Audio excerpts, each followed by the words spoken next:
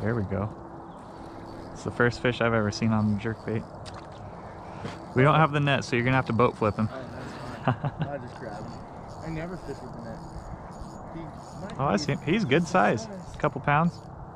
But he's not a jerkbait fish. Oh, what'd you get him on? On the other rod. I see. Just on the worm? Yep. Senko never fails. Time to switch back. Dude, he's turning us. That's a good fish. Look at him go. He barely took it. Oh, dude. Oh, dude. Good one? Yeah. Real good one. Oh my god, dude, that's a 5-6 pounder. Okay, don't boat flip. Yeah, I'm not gonna boat flip. Holy shit, man. That one's bigger than... Dude. Oh, dude. I'm so happy right now. Oh my god. Welcome to Fishing with Spency. Yes. Dre just hooked up with a monster. It is a normal day. God. Out here. At Lunker That Lane. is the biggest bass I've ever seen. Look at his tail. Dude. He's got that parasite shit going on. Yeah. Yeah, man, that's in pounds. Alright, dude. See, dude, he barely fought till we got here. Till That's I got him up amazing. here. So sluggish, so cold. Tricked him into biting. Oh my god.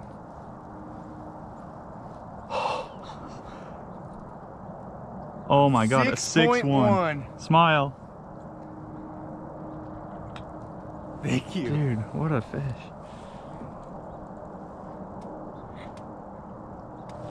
Oh my god. What a beautiful fish. 6.1. 6.1.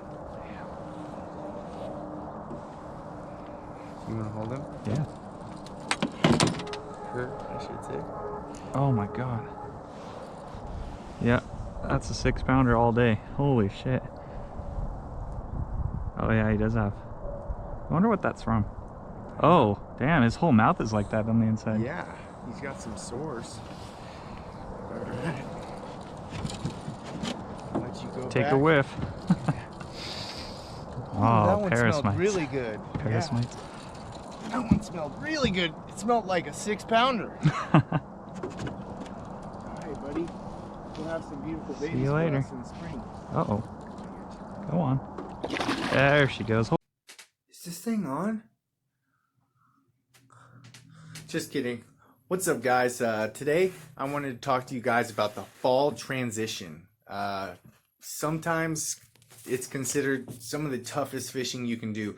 Right now, up here in the inland northwest, the eastern Washington, it's basically a winter transition. We had a cold front push in a couple weeks ago. It actually snowed in September for the first time in I think like 117 years.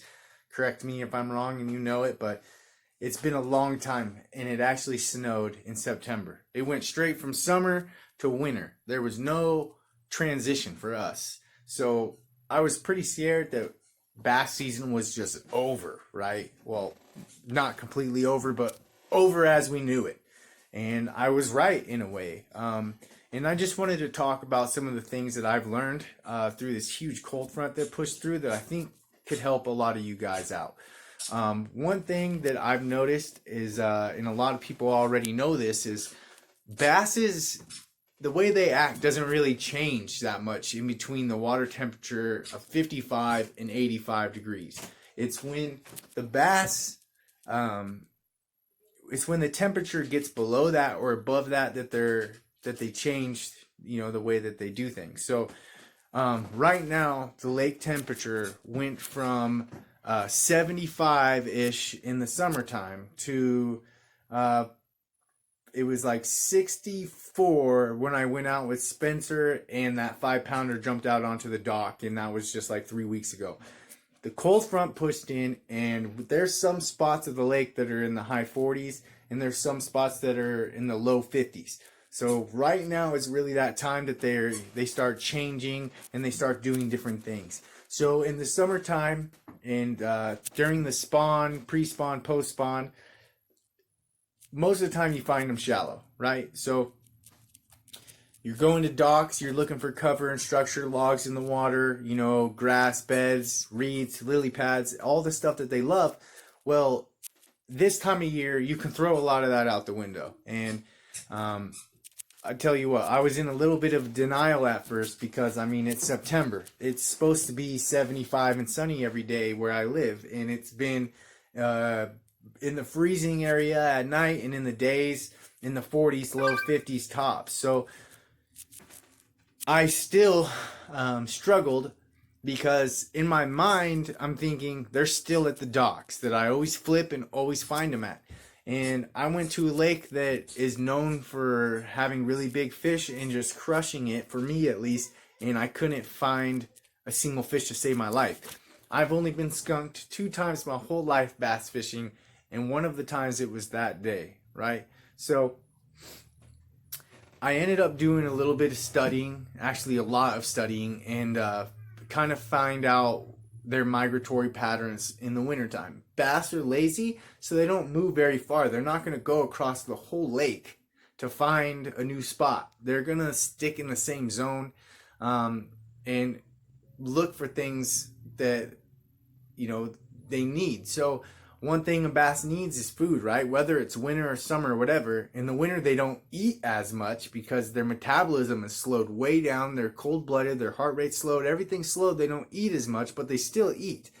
And so they're going to be around the bait fish. So if you can find bait fish, you can find bass a lot of the times. And typically, they're going to move from the shallows, you know, from the docks and stuff, and they're going to group up.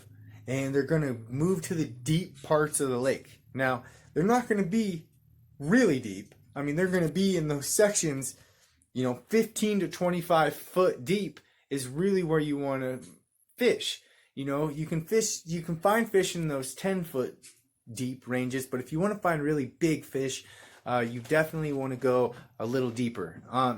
Now, the types of baits that I really like to use this time of year are sinking jerk baits, and of course soft plastics and finesse style baits, because they work great year round, and especially when the bite's a little timid. So a completely weightless Texas rig works phenomenally, and you want to fish it like it's bait. You don't want to be reeling this thing in a lot. I mean, you need to have a lot of patience, and you might need to cast in the same area tons of times before you get a bite, because the fish are literally just going to watch this thing go by. You need to trigger a bite. Most of the time, they're not going to bite because they're hungry. They're just not eating right now. So, jerk baits, not suspending jerk baits, but sinking jerk baits. And instead of that normal twitch pause that you do when you're jerk bait fishing, you want to slow it down. Maybe your pauses are 5 and 10 seconds a piece, because what that bait's going to do is it's going to nose down like it's dying, and then you jerk it real quick, boom, it pops back up, triggers the bite. So that's one thing that I really like to do this year and find success in. The most success that I find in, though, and I have to be honest, is just a Texas rig Senko, completely weightless. You can fish it wacky rig too, but I would use a bigger hook for it. You don't have to use a wacky rig hook for a wacky rig. You can use a normal 3/0 worm hook. It has a little bit more weight, so it's going to fall a little faster, which might strike, or which might create that bite that you need. So 2 things you should definitely be doing right now is fishing deeper water than you normally do, and fishing way slower than you normally fish. You can fish a crankbait with a spinning rod. Matter of fact, I like to fish a smaller crankbait with my spinning rod this time of year, because it's just more of a finesse-y type of tactic, and it triggers more bites for me, and it triggers bigger bites when you're out deeper. Another thing that they do when they don't just move out deeper, but they group up. So you might have a lake that has a bunch of docks, and under each dock there's a school of 3 or 4 bass, right? You got 20 bass, or 20 docks, and 4 bass under each dock. That's 80 fish, and they're not going to leave that whole area. They're just going to meet up in the deeper part of that area. And so you can come across a school of 100 or 200 bass, and all you need is a few of them to bite, and you'll be lucky if you do get a few of them to bite, because like I said, their metabolisms are so slow. You really need to learn how to get them to react even when they're not hungry, and that just comes with time and spending time out on the water. So another thing you want to look for is you don't want to just go to a spot that's 15 to 25 feet deep and start fishing. You can make these calculated guesses of where they're going to be. So what I like to do, and it makes a lot of sense, especially if you think about just the way their predatory natures are and how they like to ambush their prey. That's why they hide in seaweed and in the shade and under logs. They're hiding, waiting for a bait fish to swim by so they can ambush it. So if you have a point on a lake, that's a great place to start. So a point is where the land comes out of the lake in a point, and on either side of the point you got a bay. So kind of like a twig and berries, you got a point coming out with a bay on each side, right? That point is going to be basically a crossroads for bait fish, because if they're swimming out of this bay, they're going to have to cross that point and get into the next bay. If they're swimming out of this bay, they're going to have to cross that point. So that's a great ambush site, right?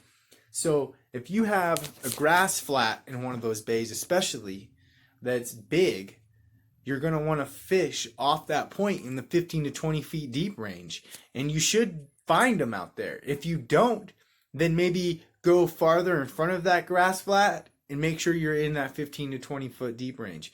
That's going to definitely help you out when fishing this time of the year when it's so tough. So those are a few things that you can take away from this. I hope I helped you guys out. As you can see in the video, I did catch a 6-pounder today using those exact techniques. And my last 3 fish were 5, 6.5, and 6.1. All in the exact same spot. So they're grouping up, and it's a big group of bass. Not a big group of bass number-wise, but the bass that are in that group are big. So I hope you can take a few of those things and put it in your repertoire and really start catching them this time of year. And you can catch them when the water's 40 degrees and stuff. It's just you really got to change your tactics. And another thing is, don't be afraid to fish with the same bait. If it should be working, if it's a Senko or a small jerk bait that is down at the bottom and you're keeping it down there and you're not getting bites, stay persistent. Don't switch your baits 100 times, or we've all done it. I've done it so many times where I've been at a lake and I feel like I'm rigging more than I am fishing. That can hinder you. Sometimes you just got to be stubborn, be patient, and use the same bait and just drive them nuts with it, and eventually you're going to hook up. So I hope you guys get to rip some lips off some donkeys, and have a good day. Hope you learned a lot. Don't forget to click like, subscribe, comment. Any one of them will really help me. Hope you learned a lot. As always, have a good day.